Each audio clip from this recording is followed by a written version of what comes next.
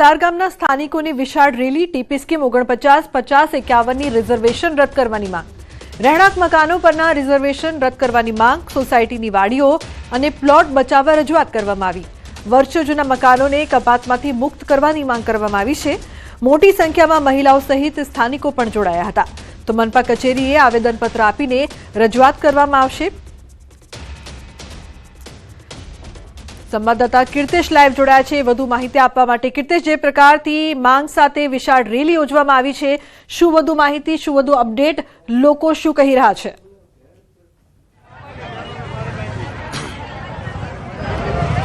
બિલકુલ, સુરતનો કતારગામ વિસ્તાર સૌથી જૂનો વિસ્તાર કહી શકાય. વર્ષોથી અહીંયા લોકો રહે છે, પણ 2023માં રાજકીય આગેવાનોની લડાઈમાં ટીપી પાડવામાં આવી છે અને આ ટીપી પડતાની સાથે કેટલીક સોસાયટીઓ રિઝર્વેશનમાં મુકાઈ, જેને લઈને લાખો લોકોના ઘર પર બુલડોઝર ફરે તેવી સ્થિતિ હતી. લોકો છેલ્લા 1.5 વર્ષથી આ બાબતે આંદોલન કરી રહ્યા હતા, ત્યારે આંદોલનનો કોઈ નિર્ણય ના આવતા હવે આ તમામ લોકો રસ્તા પર ઉતર્યા છે. દ્રશ્ય સીધા જોઈ શકાય છે. મહિલાઓ હોય, પુરુષ હોય, તમામ મોટી સંખ્યામાં હાથમાં બેનરો લઈને પહોંચ્યા છે મહાનગરપાલિકાની ઓફિસ. આપણી સાથે આગેવાનો છે, આપણે સૌથી પહેલાં વાત કરીએ. ભાઈ, આપનું નામ, રસ્તા પર કેમ ઉતરવું પડ્યું?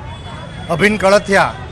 છેલ્લા 3 વર્ષથી નાના લોકોના સપનાના નાના મકાનો પર આ રિઝર્વેશન મૂકવામાં આવ્યું છે, ત્યારે લોકો આશરાવિહીન થયા છે. પોતાના ઘરના મકાનમાં રહેતા હોવા છતાં એની માલિકીનો હક છીનવાયો છે. ત્યારે પ્રધાનમંત્રીથી લઈને મુખ્યમંત્રી સુધી વારે લેખિત અને મૌખિક રજૂઆત કરવામાં આવી છે, ત્યારે માત્ર સાંત્વના સિવાય કશું મળ્યું નથી. ત્યારે કતારગામ વિસ્તારના 1 લાખ લોકોને આ પ્રશ્ન અસર કરી રહ્યો છે. ત્યારે મોટી સંખ્યામાં આજે સુરત શહેરના મેયરશ્રી અને કમિશનરશ્રીને આવેદન આપવા માટે લોકો એકત્રિત થયા. તમારા વિસ્તારના ધારાસભ્ય તમે જ ચૂંટેલા હતા, વિનુભાઈ મોરડિયા, શહેરી વિકાસ ખાતામાં હતા, તો તેમને રજૂઆત કરવામાં નથી આવી? ધારાસભ્યથી લઈ પ્રદેશ પ્રમુખ સુધી દરેક વ્યક્તિને રજૂઆત કરવામાં આવી છે અને દરેક વ્યક્તિએ વારે સાંત્વના સિવાય કશું આપવામાં આવ્યું નથી. બિલકુલ, અન્ય આગેવાનો છે, આપણે સીધા વાત કરીશું. શું ઇસ્યુ છે, કેમ એનું નિરાકરણ નથી થતું? કારણ કે તમે જેને ચૂંટેલા છે વિનુભાઈ મોરડિયા શહેરી વિકાસમાં હતા અને શહેરી વિકાસ દ્વારા જ કદાચ ટીપીઓ પાડવામાં આવે, હું જાણું ત્યાં સુધી. અમે બધા જ નેતાઓને, એટલે કે વડાપ્રધાનથી લઈને રાષ્ટ્રપતિ હોય, ધારાસભ્ય હોય, સાંસદ હોય, કોર્પોરેટર હોય, મેયર હોય, કમિશનર તેમજ મુખ્યમંત્રી સહિત તમામ લોકોને અમે રજૂઆત કરી છે. અત્યાર સુધીમાં અમે 500થી વધારે એવા લોકોને રૂબરૂ મળ્યા છે, રજૂઆત કરી છે, પણ ફક્ત ને ફક્ત તમામ લોકો તરફથી આશ્વાસન મળી રહ્યું છે, કોઈ અમલીકરણ કરવામાં આવ્યો નથી. એટલે અમે ફરીવાર એકવાર આવેદનપત્ર આપીને રજૂઆત કરવા માટે આવ્યા છીએ કે અમને અમારા જે મિલકતનો હક છે એની ઉપર રિઝર્વેશન રદ કરો. એ માટેની તમામ લોકોની એક જ વાત છે. કાકા બી છે. કાકા, શું નામ આપનું? કાંતિભાઈ કેવડિયા. કાંતિભાઈ, શું કહેશો? આ સોસાયટીમાં જે વાડિયું છે એ પબ્લિકના પૈસાનું છે, કોઈ સરકારે એમાં ફાળો નથી આપ્યો, બરોબર?